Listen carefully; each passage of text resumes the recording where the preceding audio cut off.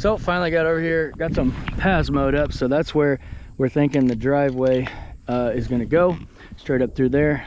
And then I mowed a few paths down here as well, so we can kind of go back and forth around this fence. And of course, we got the front here all mowed off alongside the front of the property. There's one spot right there that's really, there's like a culvert there, and this is like a huge drop off, so I did not mow that. So that might be something I have to hit with the weed eater, or maybe even surround the goats. A little fence there and put the goats in there maybe. But what I'm going to do now is I'm going to measure 40 foot on each side, so basically find the dead center and then where I want the driveway, and then 20 feet on each side, so I have 40 feet marked out. And then they're going to be bringing the culvert pipe and some rock to drop off, and so I'm going to mark an area somehow where I want them to drop that so it's not in the way, so I can still do some dirt work here in this area to get it all prepped and ready for the culvert and the rock.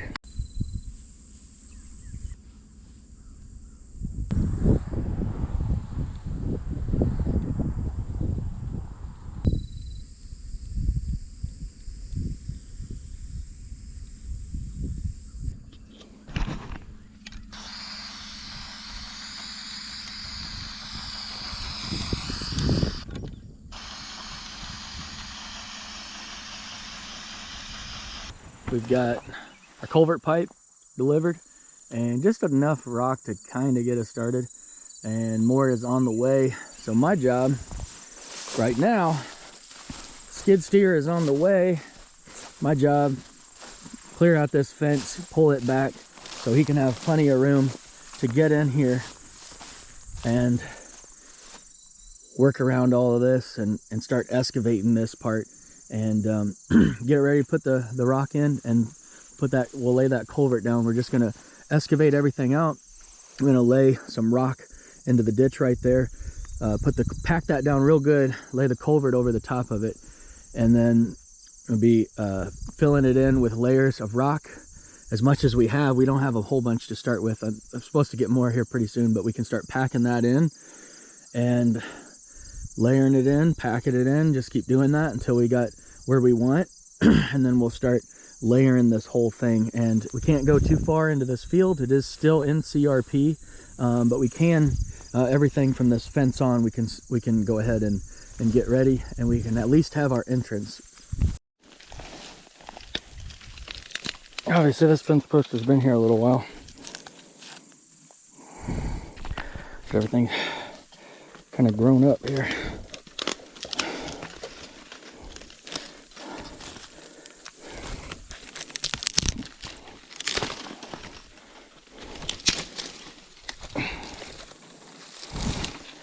Actually grown, barbed wire's kind of grown through the root here and into the root. Don't really want to cut that with my chainsaw, obviously. Be awful hard on the blades, but we're getting it.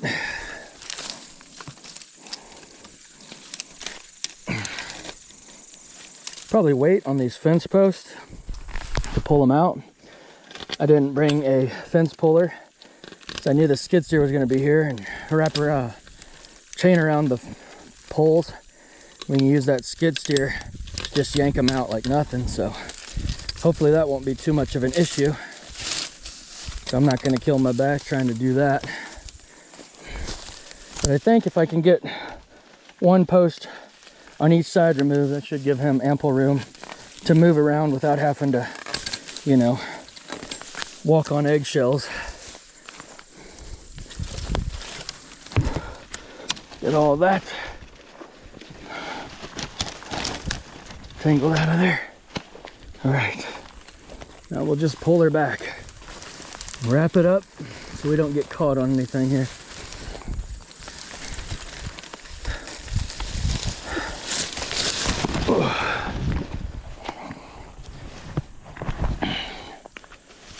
Now we can get in here with this brush hog and just get this stuff out of the way, you know, so that it's not, you know, we can get a clear view of the ground, and you know, it's not bunching up into our dirt and all that stuff.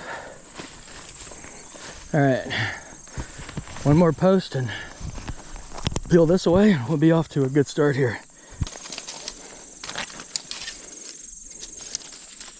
Unfortunately, this fencing isn't any good for my sheep. They'll just go right through it, and the goats go right through it. So I will be taking it down anyway. Just don't have the time right now. So my biggest thing is just getting this driveway in, because the permit expires, of course, in September. So it's kind of a rush job now. Just making sure we get that part done.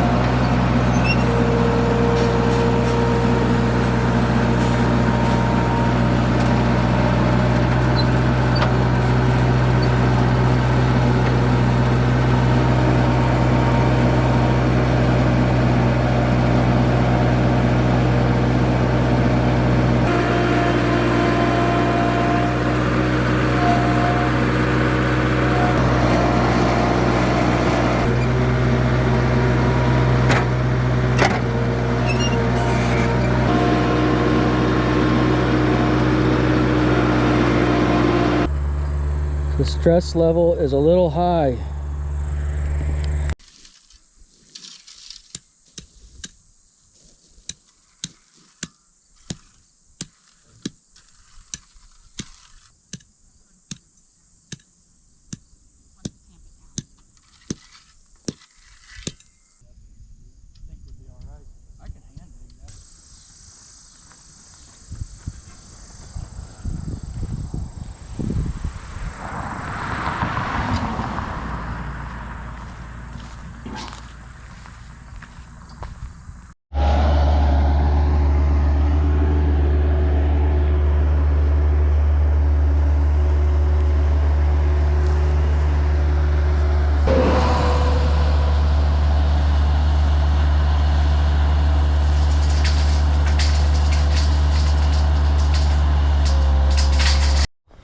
Well, friends, looks a lot different than from when we started.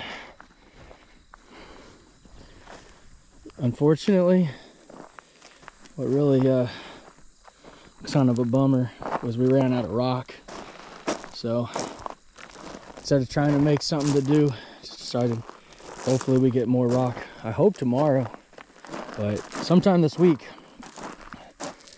So we can get back to filling this in and get it to the point that we need it to.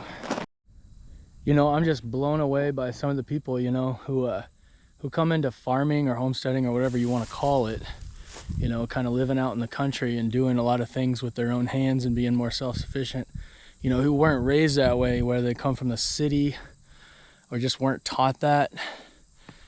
You know, I have a lot of respect for those people. So I am so thankful that I got to grow up around, you know, an incredible craftsman and builder.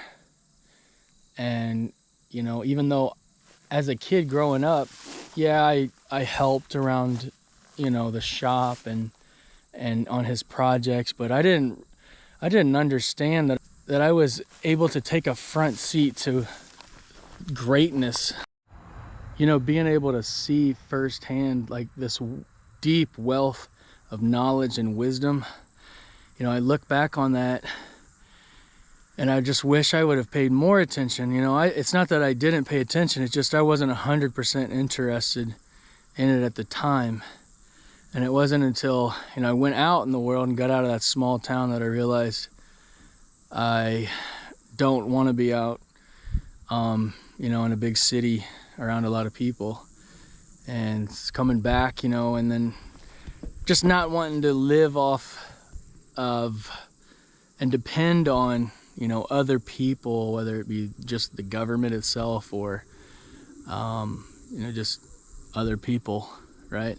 Didn't want to depend on them for everything. I wanted to be able to be self-sufficient if I needed to be, and, you know, be able to at least have the knowledge and wisdom to do things myself.